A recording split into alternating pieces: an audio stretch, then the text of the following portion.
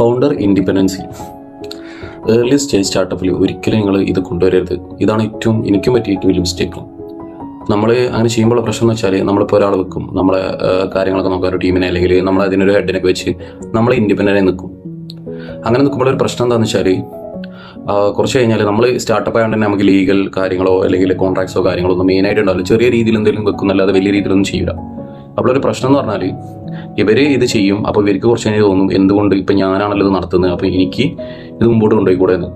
അപ്പോൾ അതിലുള്ള പ്രശ്നം അവരും കുറ്റം പറയാൻ പറ്റില്ല. കാരണം അവരും ന്യൂ ടു ബിസിനസ്സാണ്. നിങ്ങളും ഒരു പക്ഷേ കുറച്ച് എക്സ്പീരിയൻസ് ഉണ്ടെങ്കിലും കുറച്ചൊക്കെ ന്യൂ ടു ബിസിനസ്സാണ്.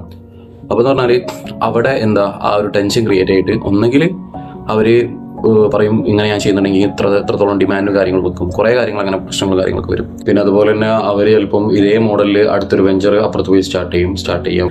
അപ്പോൾ അത് ഫസ്റ്റ് തന്നെ ഞാൻ പറയുന്നത് എന്താ വെച്ചാൽ ഫൗണ്ടർ ഇൻഡിപെൻഡൻസ് കൊണ്ടുവരാതെ ഫസ്റ്റ് ഫൗണ്ടേഴ്സിൻ്റെ കാര്യങ്ങളൊക്കെ ചെയ്യുക, ഇറങ്ങി തന്നെ ചെയ്യുക, കാര്യങ്ങൾ ചെയ്യുക, അങ്ങനെ തന്നെ ചെയ്യുക. അപ്പോൾ ഈ ഒരു കാര്യം ശ്രദ്ധിക്കുക. കാരണം എൻ്റെ എക്സ്പീരിയൻസ് എന്നാണ് പറയുന്നത്, കുറച്ച് എക്സ്പീരിയൻസ് ഉണ്ടായിട്ടുണ്ട്.